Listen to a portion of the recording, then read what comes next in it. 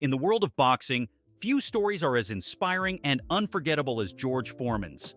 His journey is one of redemption, reinvention, and pure strength. From growing up on the tough streets of Houston to becoming a boxing legend, twice Foreman's rise to the top is nothing short of amazing.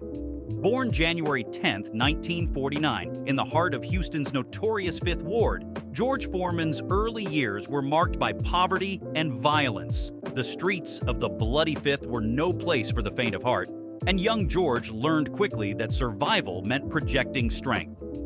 George Foreman's early years were far from easy. As a teenager, he had a reputation that spread far beyond his neighborhood. But life had different plans for the troubled teen. At 17, a run-in with the law set Foreman on a new path that would change his life forever. One night, as I was doing my normal stealing, the police started chasing us. I crawled underneath this house, covering myself from head to toe with mud and dirt. Hours later, when I crawled out, I said, "I'm not stealing anymore. I got to do something with my life." That something was boxing. In an incredible rise, Foreman went from a tough kid on the streets to an Olympic gold medalist in just 2 years. He stood proudly at the top of the podium at the 1968 Mexico City Games, showing the world how far he had come. But winning Olympic gold was just the start. When Foreman turned professional, he took on a new, fearsome persona that shook the world of heavyweight boxing. With every fight, he brought a sense of power and intimidation that left his opponents rattled and forever changed the sport. A boxing analyst once recalled, "When I first met Foreman, he was young and friendly, but within a year, he became one of the scariest people I'd ever met." It turned out that Foreman was copying his idol, Sonny Liston, by trying to act tough and intimidating. This change helped build his image as a fierce and feared fighter. With fists as strong as hammers and a tough look that scared anyone, Foreman quickly rose through the heavyweight ranks. His punches were famous for their power, often knocking out 200-pound men with just one hit. His former opponent once said, "Foreman is the strongest man I have ever been in a ring with." In my opinion, he has got to be the most awesome physical specimen that has ever been in the heavyweight ranks.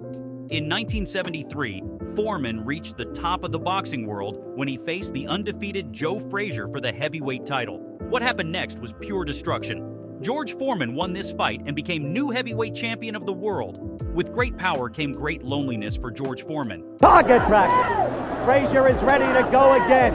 Joe is standing. There he goes. 3 times. 3 times. The fight is stopped.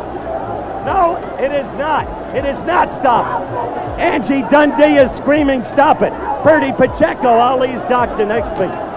It is over. It is over. It is over in the second round. George Foreman is the heavyweight champion of the world.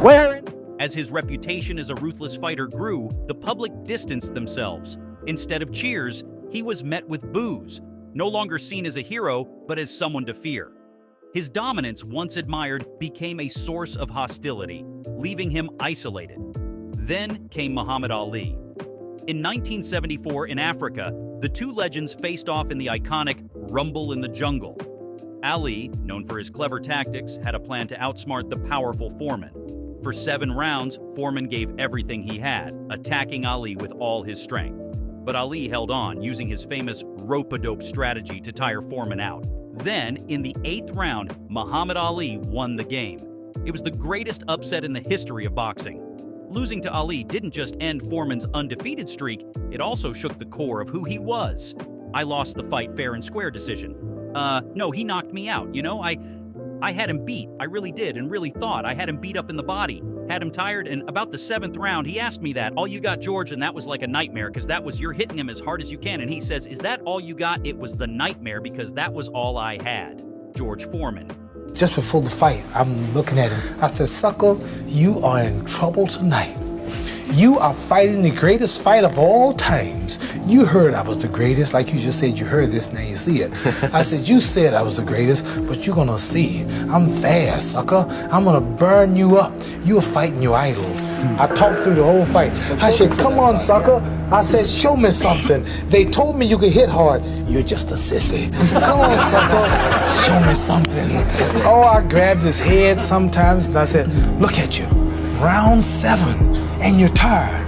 You have 8 more rounds to go. And he's just throwing them.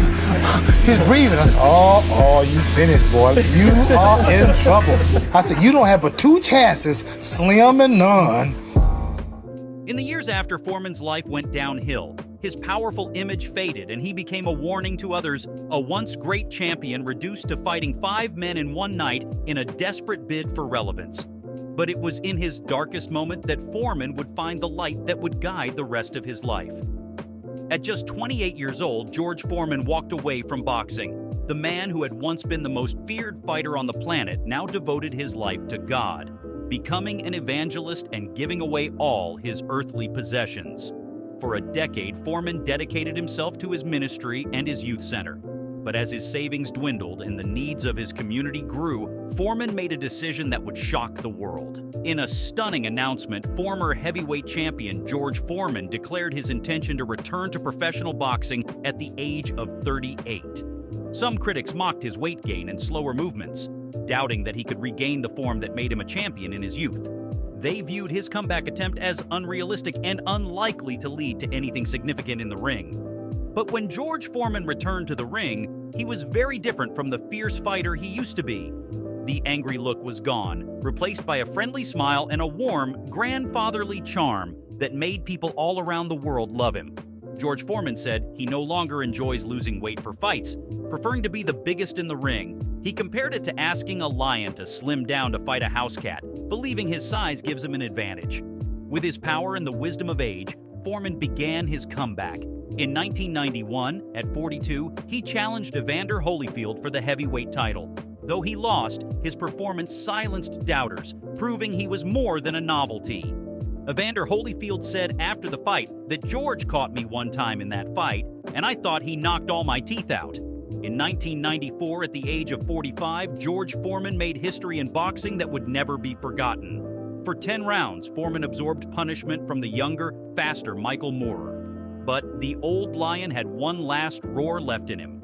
George Foreman, at 45 years old, had regained the heavyweight championship of the world, 20 years after losing it to Muhammad Ali. In later years, Foreman's popularity skyrocketed, with his grill and endorsements earning him hundreds of millions, far more than boxing. The youth center that once drained his savings now stands as a symbol of hope in his community, reflecting his life's dedication to helping others. George Foreman's life shows the power of starting over, never giving up, and the strength of the human spirit. He went from the streets of Houston to becoming a boxing champion, overcoming tough times to find personal and spiritual happiness.